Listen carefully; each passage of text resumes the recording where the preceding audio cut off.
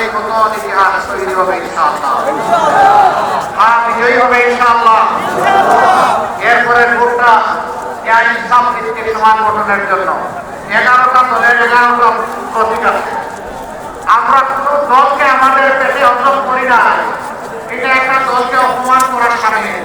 আমার সাথে তুমি ঐক্য বেঁধেছো, আমি এখন